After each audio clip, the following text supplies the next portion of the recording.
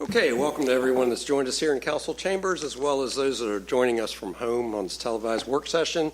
Tonight, the work session for the city of Poquoson, we're going to talk about two different things. First is a presentation from the health department, talking specifically about one of the hot topics in the news today, and that's on the Zika virus and kind of what the risks are and what people should be aware of, and hopefully educate us all on what our concern level should be.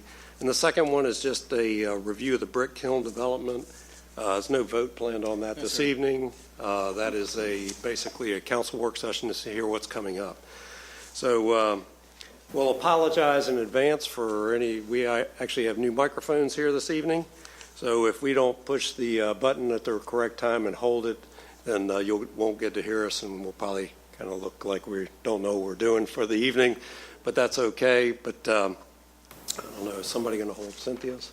But anyway, I'll introduce Cynthia Riken, and we really appreciate you coming, Cynthia, and briefing us on this. You're from the Peninsula Health District, and you're going to tell us all that we need to know about the Zika virus. So thank you. Okay, so this is on. Fantastic. Okay, you'll note on my first slide, there's a date in red. Before we come out and do these presentations, we do try to make sure that we are providing you with the most current. This is a emerging condition, and so our information it is fluid, and so we just want to clarify that right up front. Today, I just will provide you with an overview of the Zika virus, how it's transmitted, symptoms, and treatment. I'll share some medical implications, including some of the complications that have been associated with the Zika virus, testing and diagnosis in the United States and in Virginia.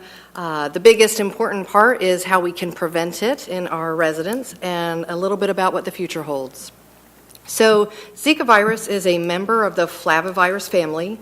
It is actually closely related to the viruses that cause dengue, West Nile, and yellow fevers, as well as Japanese encephalitis. It was actually first isolated in 1947 in a monkey from the Zika forest of Uganda, hence the name Zika virus. It is primarily transmitted by mosquitoes, and the infection causes Zika fever. The primary hosts are monkeys and humans. There is no evidence at this time that domestic animals, such as dogs and cats, can serve as a reservoir or spread the Zika virus. Over time, you may have heard that there are different ways that the Zika virus can be transmitted. As I mentioned, it is primarily transmitted by the bite of an Aedes mosquito species. It can also be congenitally transmitted from a mother to child, basically a pregnant woman to her fetus. There have been no reports to date of infants getting Zika virus through breastfeeding. That was last reviewed on June 17th on the CDC website. The Zika virus has been isolated in breast milk, but it has not been documented so far to have been transmitted to a baby through breastfeeding. So breastfeeding is still recommended in Zika-positive individuals. It has also been transmitted through sexual contact. A man can pass it on to his female or male sexual partners. At this time, we do not have evidence that females pass it on to their sexual partners. That is, right now, it's men can pass it on to their sexual partners. It is still being studied if females will pass it on. Blood transfusion is also another way that Zika virus can be transmitted. The blood donor would have to be infected with the Zika virus, and in the United States there are some deferral timeframes for individuals who travel to Zika-affected areas, and the Red Cross and the FTA do recommend that if someone has traveled to a Zika-affected area that they do a voluntary deferral of at least 4 weeks before they donate blood, and if they have had a Zika infection that they wait 4 weeks after their symptoms and everything resolve, and that may update over time as we learn more about it. Okay. This is just basically a picture showing you that a person may get bit by a mosquito. the mosquito becomes infected, will generally live in a single house during its lifetime, but if the infected mosquito bites a family member or neighbor, it will infect them, and then potentially more mosquitoes can get infected. The other less common ways, like I said, this is just a visual of what I just went over. People can get Zika during pregnancy, through sex, and through blood transfusion. This map is the most current map we have from the Centers for Disease Control and Prevention. This was last updated on May 26th, and as of today, this is still the current map on their website. These are the countries that are reporting active transmission, and you'll note that primarily it is down in Central America and South America, although there are a few other areas that have had Zika transmission identified. This is a map from the Centers for Disease Control. This is an estimated range of the 2 mosquito species that have been documented to transmit Zika virus. You'll note that half of the lower continental United States have had those mosquitoes identified. I have another slide following this one that will actually, it's a GPS map that gets down to the county level to show you a little more likely over the last couple years where there have been at least one of those mosquito species identified. Right now, this map makes it look as though Virginia has both mosquito species all throughout, and so it can be a little misleading. It is not meant to represent the risk for spread of disease. So this is the other map I mentioned. You'll see us up in the middle corner. We have had in this part of the state of Virginia, we have had the Aedes albopictus identified. It is the most common nuisance mosquito in Virginia, also called the Asian tiger mosquito. And there have been pockets, I guess, of the Aedes aegypti, the yellow fever mosquito, that have been identified in other parts of Virginia. So as far as symptoms, Zika fever, only about 20% of individuals that are bitten by a mosquito and develop Zika will actually display symptoms. About 80% of the individuals will be asymptomatic, which means they are infected. You could find the virus in their blood, but they actually are not showing outward symptoms. The incubation period is about 2 to 7 days, and the most common symptoms include fever, maculopapular rash, joint pain, and conjunctivitis or red eyes. Other symptoms identified have been muscle pain and headache. Deaths are rare. There are a variety of testing options at this point for diagnosis of Zika virus. There are a couple commercial laboratories in the United States that do have some emergency use authorization to do a PCR polymerase chain reaction test that is looking for Zika RNA only. And should generally be done on individuals that have symptoms, and usually within the first 7 days after their symptoms begin. The CDC has been working with laboratories across the United States to expand testing capability, and our state lab here, DCLS, the Division of Consolidated Laboratory Services in Virginia, does have the PCR capability as well. They actually have a trioplex assay, which means that they can actually look at 3 potential viruses: the Zika virus, dengue virus, and chikungunya. The ideal test is PCR because there is no cross-reactivity. However, it has to be done within the first week of onset of symptoms. The additional test that we have been doing for pregnant women is the Zika-specific IgM antibody test. Our state lab has the capability of doing that test, and when they do receive a positive, it is sent to the Centers for Disease Control for confirmation. So this is a little bit more complex. I'm trying to give a quick overview, but it is. Most people are not going to be able to just walk into their doctor's office and request a Zika test. The results have to be interpreted with caution, so individuals should really, they really do need to meet some specific criteria to make the results meaningful. Zika, there is no specific medication or vaccine for Zika. It is generally treated by getting plenty of rest, drinking plenty of fluids to prevent dehydration. Some medications that reduce fever and pain, such as Tylenol, can be used. Until dengue fever is ruled out, individuals are not recommended to take aspirin or other non-steroidal anti-inflammatories because we want to reduce the risk of bleeding. Dengue actually has a hemorrhagic association with it, so aspirin and the non-steroidal anti-inflammatories can increase bleeding. So at this point, until physicians would rule out the other infection, aspirin or another medication should be used instead. The other way to treat Zika is just preventing or protecting yourself from actually getting mosquito bites. Zika virus can actually be found in the blood for about a week after illness or during the course of illness. And so if a mosquito bites the person, it can become infected and then pass it on. So one of the recommendations we make if we have physicians contacting the health department is that their patients that have traveled try to refrain from getting mosquito bites while they're here. And if we were to have someone that was positive, we would ask them to refrain from refrain from mosquito bites for at least a week after their symptoms so that we don't have the risk of local transmission begin. There are a couple complications to briefly mention that have been associated with Zika virus, and one is microcephaly. Zika virus can be the cause of microcephaly and other severe fetal brain defects. This is defined by having a smaller than normal head or brain circumference. The prognosis really depends on the severity of the microcephaly, and Brazil has been reporting an increase in the number of babies with microcephaly that have had lab-confirmed Zika. Another complication is Guillain-Barré syndrome. This is a rare disorder where a person's own immune system damages the nerve cells, causing muscle weakness and sometimes paralysis. The symptoms can last a few weeks up to several months, and most people will fully recover, but some do have permanent damage and in rare cases have died. It is still under investigation if Zika causes Guillain-Barré syndrome. Researchers do not fully understand what causes it, and most people do report having an infection before they develop Guillain-Barré. Brazil and other countries have reported an increased number of Guillain-Barré cases, so it's still under investigation. There are several testing priorities here in Virginia, and I won't go over all of them here.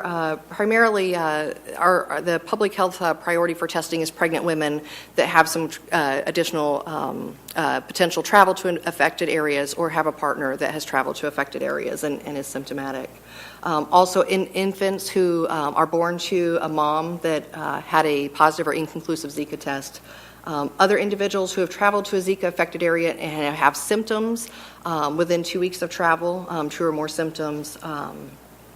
Also, individuals who have not traveled, one of the things we're doing is looking for potential local transmission, and if we had an individual who had 3 or more symptoms of Zika virus that had not traveled and was not explained by another etiology and had a history of a mosquito bite within that 2 weeks of symptom onset, we would test them through our state lab. Okay, so the big thing with Zika virus is preventing it. So fight the bite. The 2 mosquitoes that can transmit Zika virus primarily fly during daylight hours. They can bite at night, especially in and around lights. The preventive actions, and this is the door hangers that will be going out this week, are primarily giving individuals preventive actions. So wear loose-fitting clothing with long sleeves and pant legs. Use insect repellents that are recommended by the Environmental Protection Agency and licensed. Utilize screens and air conditioning, and do not leave prop doors open so that mosquitoes can come in the house. This is just to display that there are a lot of areas that we don't think about. The prevention of these mosquitoes really begins with each of us. So the message we have is tip and toss. So tip standing water once a week in containers. These mosquitoes breed in containers of water, and they stay close to their breeding sites. There are a lot of sites around the average yard, so we say check areas and tip and drain that standing water once per week. Install and repair window and door screens, and you'll see there's tarps, there's tires, there's bird baths. So there are a lot of opportunities for standing water in our backyards. So this is just an example of some pictures taken by another health district of areas that these mosquitoes like to lay their eggs and breed. So what individuals can do, avoid travel to affected areas, in particular if someone is pregnant or planning to become pregnant. As I mentioned, when returning from travel to a Zika-affected area, we encourage the individuals to refrain and avoid mosquito bites for 3 weeks. And if diagnosed with Zika or other mosquito-borne illnesses, we ask individuals to isolate themselves at least for that first 7 days of illness so that they're not passing that on.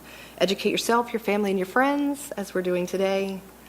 And what the health department is doing, so we're doing a couple things. We are conducting surveillance for cases of Zika virus so that we can better understand the transmission and the risks to pregnant women and detect potential local transmission. We're working with our mosquito prevention partners for conducting mosquito surveillance. It is important to know what mosquitoes are present in Virginia and what are present here in Poquoson.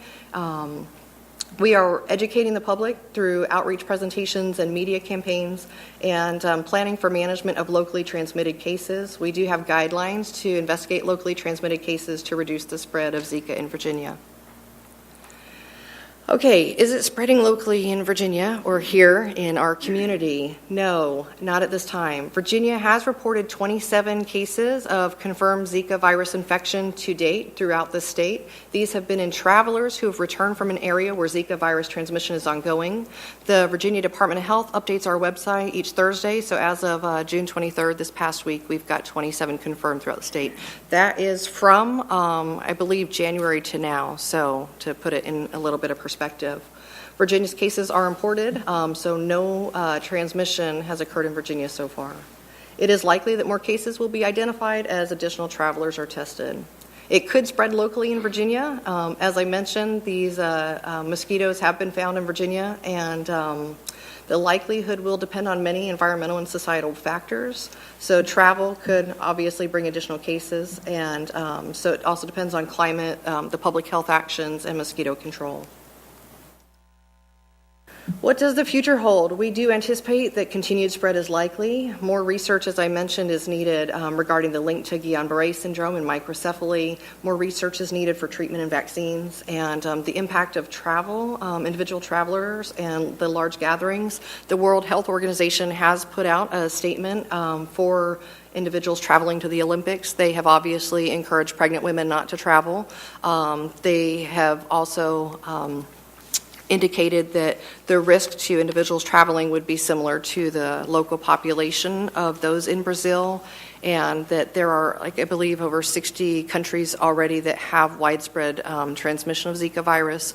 So they have not made additional recommendations for the Olympics at this time. So we have a couple websites that we're promoting, and that is the zikava.org website. That will take individuals to the Virginia Department of Health website, where we're keeping our case counts updated and prevention things that individuals can do. We also have the CDC website, and we do have a website for our local health department.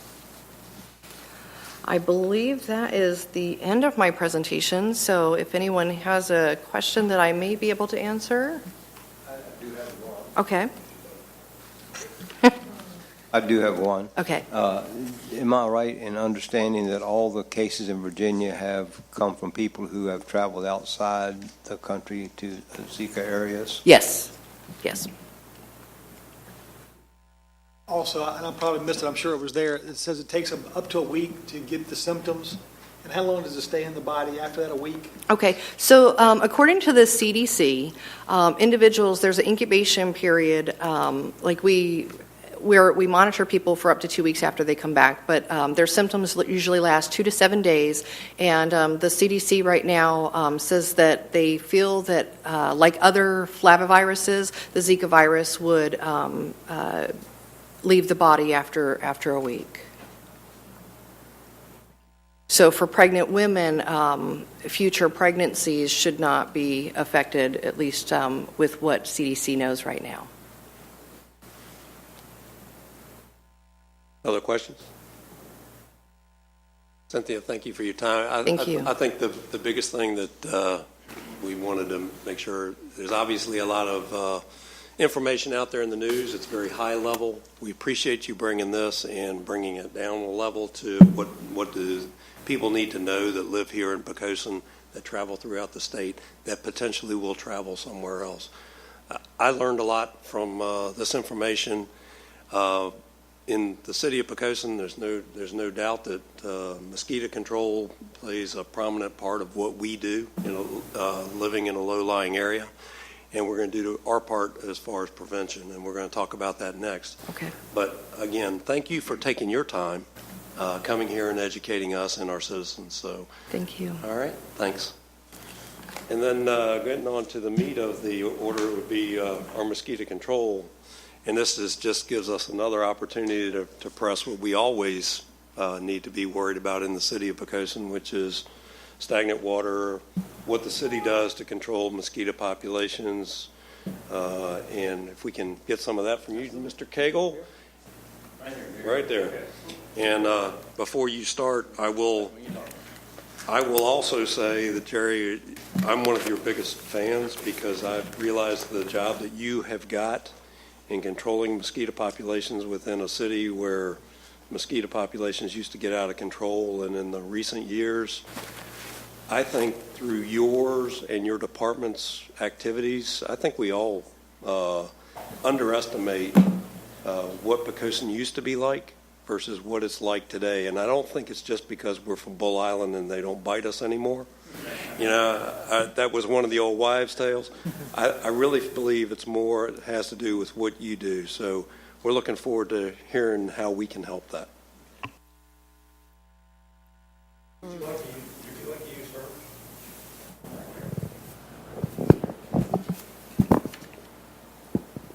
Thank you. There you go, Jerry. Thank you. Mr. Wheeler, Mr. Mayor, members of council, I just wanted to talk to you all about some mosquito control and drainage. We have two people that maintains 27 miles of ditches with the help of contracted labor. So we try to clean every ditch twice, which we don't always do that because of the manpower. But drainage is a big part of mosquito control. So we try to do drainage reduction. We work on drainage all year long. We do outfalls all year long. We clean them in the fall for the leaves. After a storm, we go through right prior to the storm, make sure there's no blockages. During rainy days, you'll see our crews out there. So we're constantly maintaining because everything's a flat grade because it's either 1% to 2% or so. A lot of times you're just moving the water so it dries up quicker. And less water, of course, helps mosquitoes, helps the breeding sites. Mosquito control, there's 3 steps. Usually you just don't want to go out and start spraying. You want to do some type of surveillance program. So we determine what type of mosquitoes are out there, how many there are, what kind of calls we're getting in from up to the city manager's office to our office. There's different types of mosquitoes. There's tidal mosquitoes that actually, there are eggs that are laying dormant in the marsh up for years that can lay there until we get a tide that floods up. So there's always mosquitoes that have potential for that. And then when the flood comes, it goes into these crevices and these areas, and it floods, and then the mosquitoes can come out 7 to 10 days. So you always have mosquitoes. Now those are the type of mosquitoes that are going to come off, and you're going to get calls where there's 50 a minute, 20 a minute, because they're all coming off at once. So that's usually what we're getting with that type of calls. The 4 stages, as she talked about, the egg, larvae, pupa, and adult, and they all start in water. Then there's mosquitoes that breed in temporary pools, backyard, just holes, crevices, artificial containers. And they have different flying ranges up to 150 feet to 20 miles. So any mosquito in Poquoson can fly from one end to the other, and there's some in the backyard. So that's why it's important to determine what kind of mosquito it is, because if it's a small flying range, chances are it's the one that's artificial container with the type of mosquitoes that we're talking about, and that's what we can help. Try to visit the homeowners if they call us, do a backyard inspection if they like, give them information. And I think I give you all some information of what we have to give to them. It's mainly the same thing that she talked about, was tip and toss. And also, we've been working on the flyers from Virginia Health Department, Department of Health, and 2 inserts that we did that the interns and Public Works have been working, stuffing them, and we're going to start doing that tomorrow, going door to door and try to hit every home. So, just education.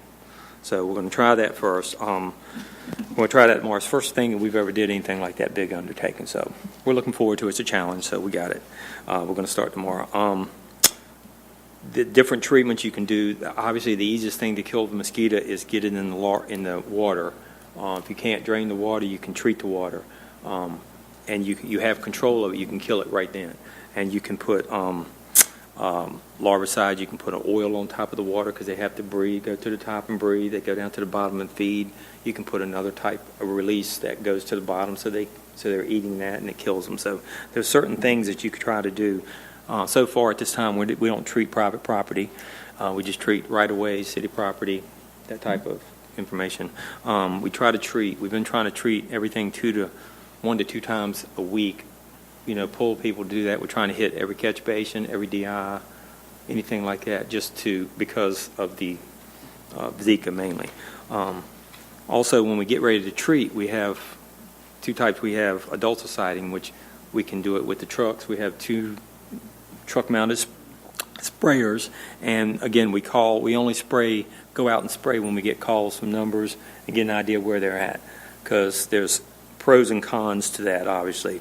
You can only spray right at sundown or sunset. You can't spray in the middle of the day because it's too much humidity. You can't spray at night when it's too windy. So there's a lot of things that you can't do, and its effectiveness is with the weather, because if you're heading southbound on the street and the wind's blowing to the east, everybody on the west side of the street doesn't get that effect. So it's a lot of things that you're not really getting. You're doing what you can, but you're not hitting everything. Pros for that, of course, per residence, kills a lot of mosquitoes, and the kids get to go outside. The cons, a lot of times, is we all hear that is the dragonfly issue. You have the people that don't want to spray because of dragonflies, and we have them out, and they're really a good source of reduction. So we have to be mindful of that. And then a lot of people think that they're not good for the elderly if you're spraying, but it's like anything else. You have to mind your own house, so to speak. If you have allergies, you try not to go out. And so the other treatments you can do is adulticide. We've had it in the past, I think, since the 50s, and it's kind of slacked off with the aerial spray flights when we've had that. If anybody knows a lot of that, we've been doing that. Some of the pros for that was, it kills mosquitoes. It covers a larger area because the planes are covering all of Poquoson at once. One of the cons for that is, again, people are going to say you're killing dragonflies, you're killing good insects, you're killing things like that. So you have to outweigh what you need at that point. Do you have an epidemic? Do you have something that you need to spray to knock these mosquitoes down to prevent, something from coming off? Or do you, and one of the things, I'm not sure if everybody knows, we can't spray federal land. Plum Tree Island has never been sprayed. You have to have special permits to spray that, and that's not something that we spray. And if you think of all the acres of land that has, just kind of did a map. I didn't have it, but you guys can look at this, and everything in yellow and green, I'll let it pass you around, is inaccessible.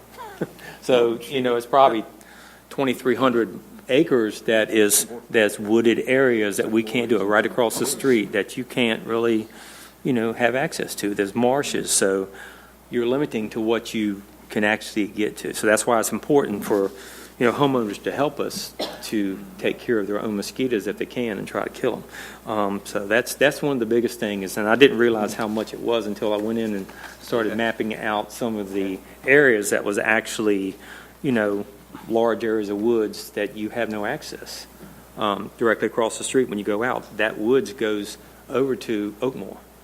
There's hundreds of acres in there that you have no access to.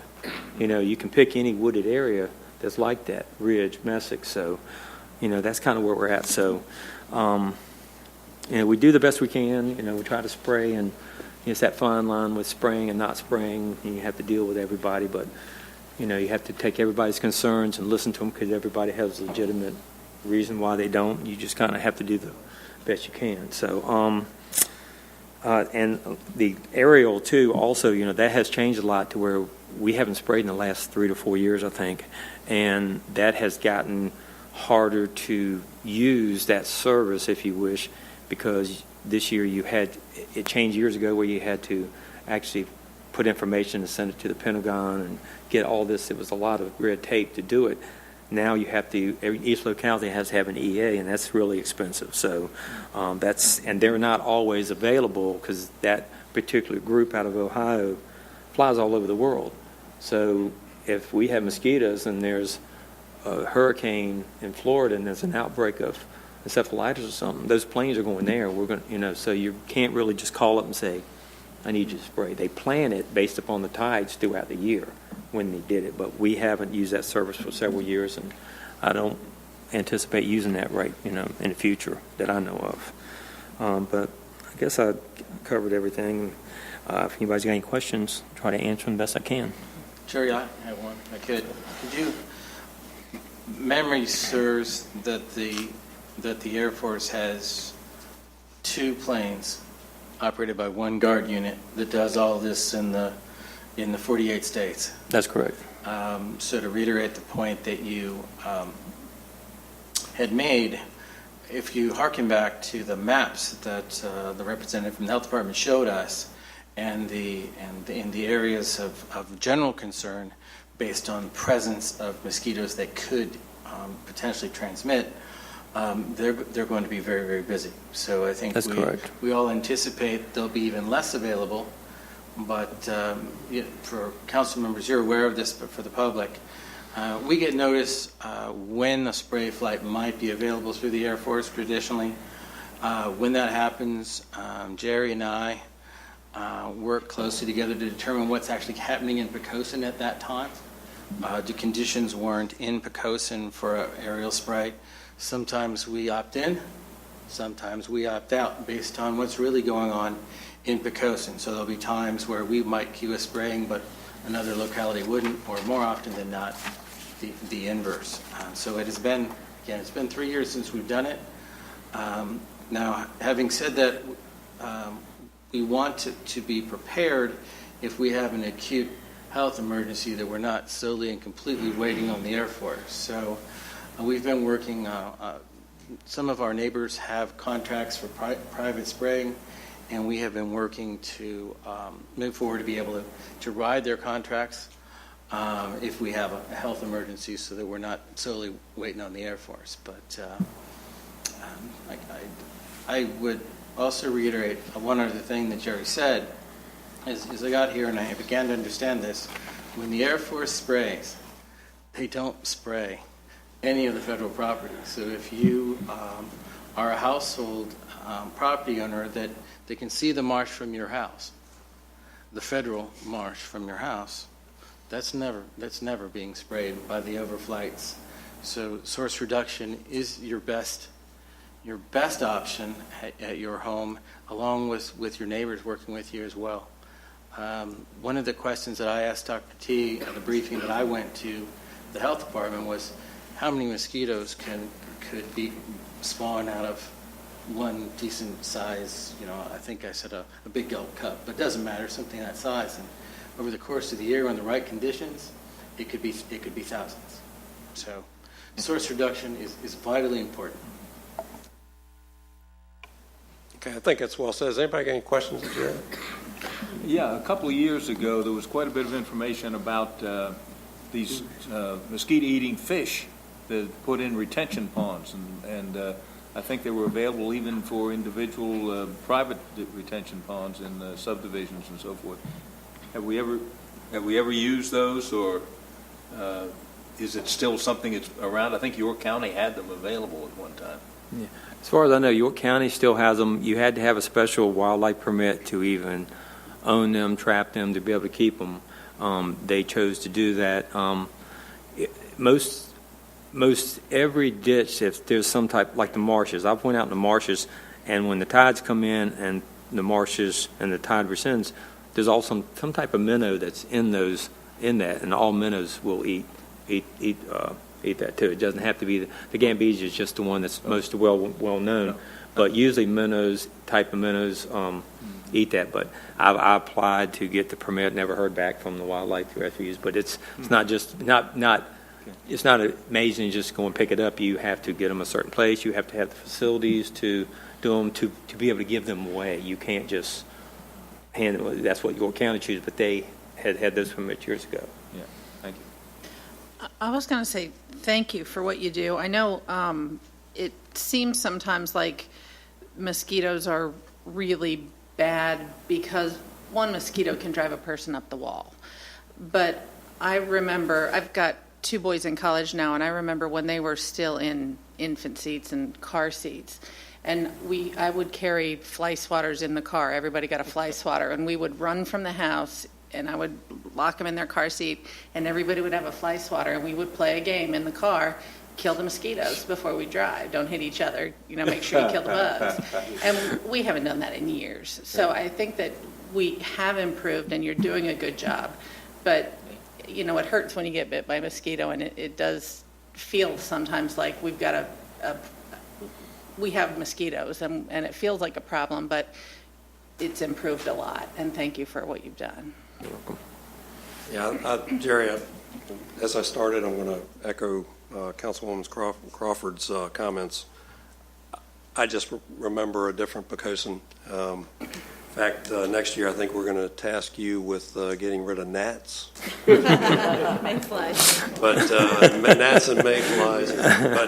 But I will say that living here since we've stood up your team, and it is undaunting, and a lot of people, I think you skim over it like it's nothing, but you and 2 guys travel the ditch lines of 27 miles, cleaning and preventing.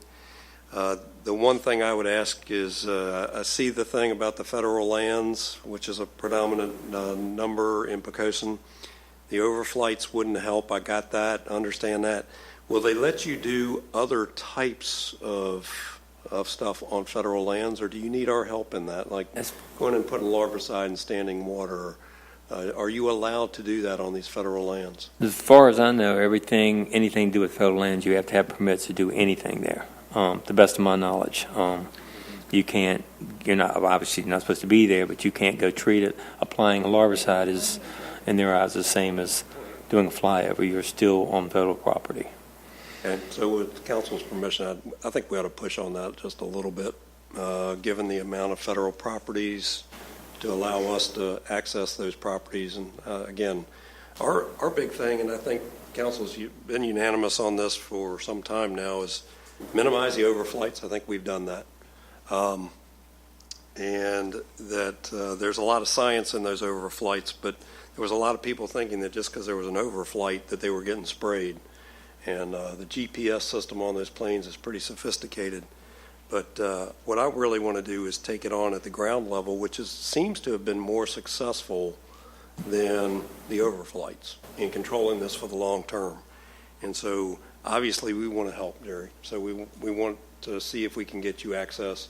I understand your thing about, okay, maybe you need an environmental study. Well, maybe the federal government should pony up that environmental study, or maybe the larvicide isn't that invasive enough to do that. But to give you one more tool in your toolkit, I kind of echo what Randy said, which is we don't want to rush. You never know what tool you'll need. We have all these tools in the toolkit, but predominantly the one we use to control mosquitoes is you and your crew. And we can't say enough good about what y'all do. So thank you. Okay, I'll pass that along. That's it, Randy. Mr. Mayor, move on to the next. Yes, sir. Kevin, would you like to come forward? Yes, sir. Thank you, Jerry. Appreciate it. Does he have mic back? Yes, please.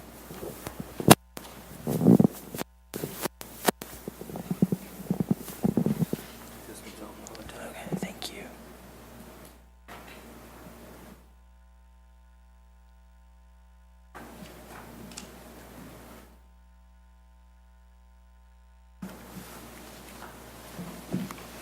Okay, Kevin, before you start, we're going to talk about the mini storage units, and you have 15 minutes in which to get us to understand this subject. Yes, sir. Okay? Yes, So, sir.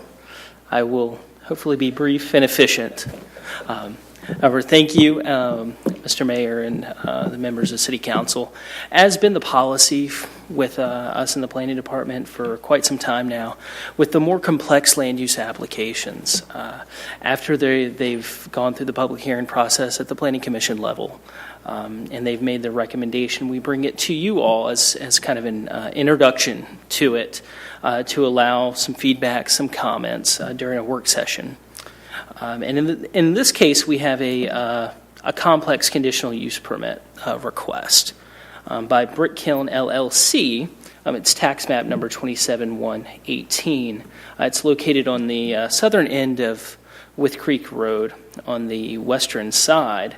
And the request is to construct a mini storage warehouse facility with miscellaneous professional office space and retail shops at the front. Almost identical to what we see behind Dr. Hunt's dentist office, Poquoson Storage World. The applicant in conversations has indicated that he wishes to construct up to 800 storage units, but phasing that.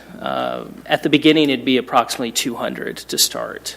The property is zoned R1, and that's where the necessity for a conditional use permit stems from, specifically Article 1, Section 1.8 of the city's zoning ordinance, which allows for any property owner in the city to petition City Council for a conditional use permit where in a district in which a use is not specifically permitted. In this district, it's an R1 zoning, a low-density residential zoning district, and they are asking for commercial activity.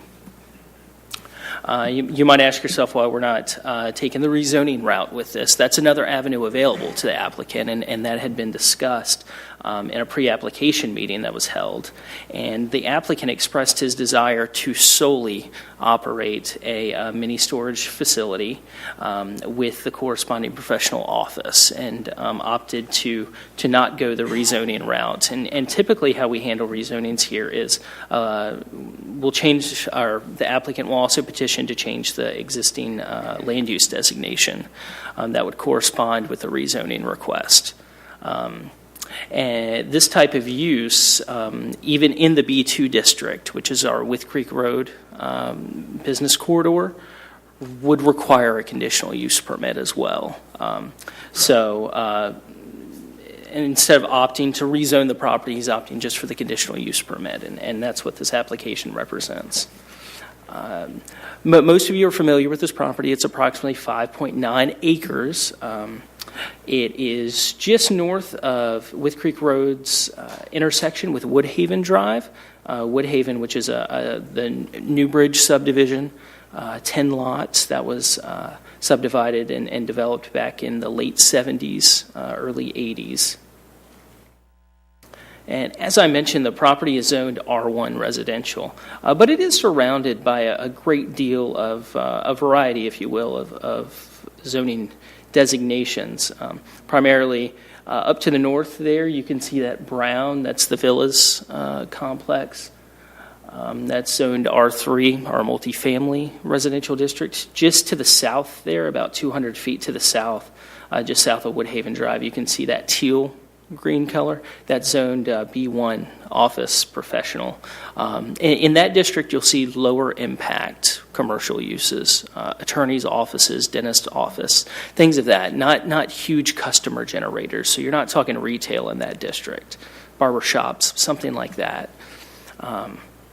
And even further to the south there, you can see that green color. That's conservation. That's some marsh down there to the south. But approximately 2,000 feet to the north of this property is the southern edge of the B2 district. And oddly enough, it's Poquoson Storage World. Here's a concept plan presented by the applicant.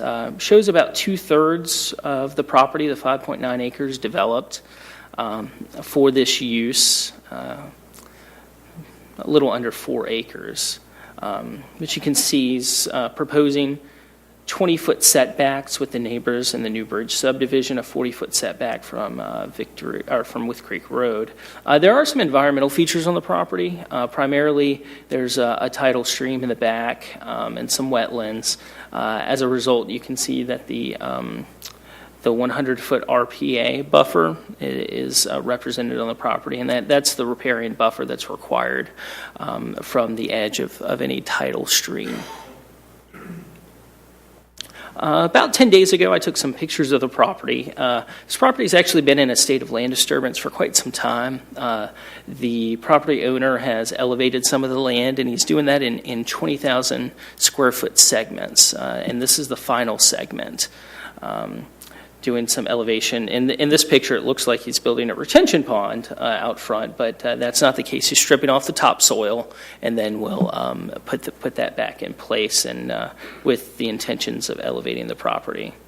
But these are some various pictures from With Creek Road. This is actually from the front of the single-family dwelling that's immediately to the north of the property. You can see there's a good amount of existing mature vegetation around the perimeter. There are some gaps in that, however, and I'll get to that a little later in the pictures. This is looking north to the intersection of Victory Boulevard and With Creek Road, so you can see there's some mature vegetation out front. These are some pictures from Woodhaven Drive. My pictures really didn't indicate that there are some gaps back there, but you can see, for instance, here's a decent gap, another gap between two of these houses. That's 6 and 8 Woodhaven. These were actually provided by the resident, the property owner of 6 Woodhaven. And right now this is his view to the property. As you can see, that's quite a gap in the vegetation that exists. And this is from his back room. But this would be a very close commercial use to existing single-family residential dwellings. Like I said, Storage World Poquoson, these were the applicant actually provided plans for what they did there in support of his application. And Storage World Poquoson has an office building out front that's about 7,500 square feet in area, and 6 total storage buildings that house these storage units. And those buildings total a little over 50,000 square feet in area. And took these pictures just to give you an idea of set back with an office structure in front of it, the visual impacts are somewhat mitigated because these uses, by their very nature, they're mini storage warehouses, so they look very industrial. They're typically sided with aluminum, things of that nature. And staff has developed some conditions that hopefully mitigate that. But at the Storage World Poquoson site, they actually facaded anything facing With Creek Road with brick. We use that in our conditions, actually. And then this is the other storage unit in town. We have 2 total existing. This is Poquoson self-storage. This is just on the other side of the Dr. Hunt development. As you can see, that brick facade does make some aesthetic differences. But in considering this request, it's important to note that within a 300-foot radius of the property, there are 23 existing residential, low-density residential dwellings. There is that established residential subdivision immediately to the south, the Newbridge subdivision, and there are 10 homes there alone. The city's highest impact commercial district, as I mentioned, the B2, is 2,000 feet to the north of the property. Traffic generation for a use of this nature really isn't that impactful at all. The storage units themselves are only projected to generate about 15 vehicular trips during the PM peak hour in the city of Poquoson, and that's our busiest times, about 4:45 to 5:45 on a weekday. However, once we throw the miscellaneous office space into play, it rises to about 39 vehicular trips during that hour, and that's still not projected to really impact traffic flow at all on With Creek Road. Many storage warehouse facilities typically look industrial, and I mentioned that a little earlier. Architectural Review Board consideration would be required for this use. It may not be zoned commercial, but it is a commercial use within 300 feet of With Creek Road, so it does fall within our architectural review district. And lastly, and probably the biggest hurdle for this application is that Being zoned R1 and being designated in the city's comp plan for low-density residential, any approval would be in conflict with the city's comp plan because it is designated for low-density residential. The Planning Commission met to discuss this application, hold a public hearing last Monday evening, and in doing so, we had about 8 speakers during that public hearing, and they are recommending the denial of this application by a vote of 6-1. In doing so, they cited the large presence of concentrated single-family dwellings in the vicinity, and specifically that they thought they could not come up with enough conditions to adequately mitigate the impacts that this would present to the existing residential dwellings. Staff has developed 13 conditions for this, and I'm not going to read them verbatim. I know we're short on time, but I'll give you the cliff notes. We came up with 13 total. And one of our concerns was the hour of operations. A lot of these are 24-hour facilities. Thought that may conflict with the residential setting, the neighborhood setting. So we would limit the hours of operation to between 7 a.m. and 8 p.m. Light generated from this use should be shielded that in accordance with the site plan ordinance. There are a lot of mechanisms that can be taken. We would adequately review that during the site plan process. We have 4 conditions relating to either landscape buffers, setbacks, or some sort of required screening, specifically requiring them in layers. So a 6-foot fence on top of perpetually maintaining what vegetation already exists, as well as maintenance of a 25-foot landscape buffer. All the buildings facing With Creek Road, like I mentioned, should have a brick facade. In addition, ARB review will be required. Licensed RVs, boats, and their supporting trailers would be permitted on site, but they would be permitted behind that office building, so they were not to be visible from With Creek Road. And lastly, trash receptacles should be screened and must be located out of any of the required setbacks or landscape buffers.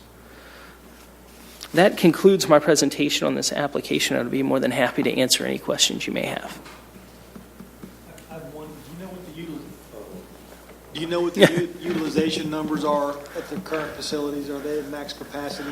I'm more unsure about the Poquoson self-storage, the one across the With Creek from Dr. Hunt's, but indicated that there's some room available in the Storage World Poquoson facility. However, it is quite full in our discussions with them. But as far as a percentage, we do not have a specific figure. Can you get that before the public hearing? Oh, absolutely. We can have that conversation.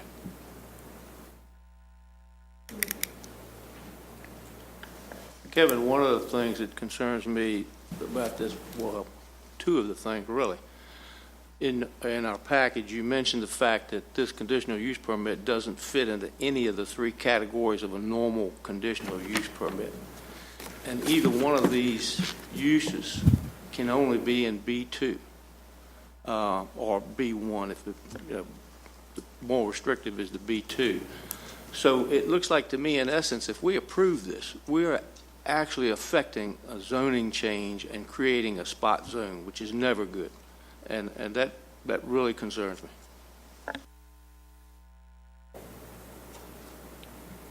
I had one question as well.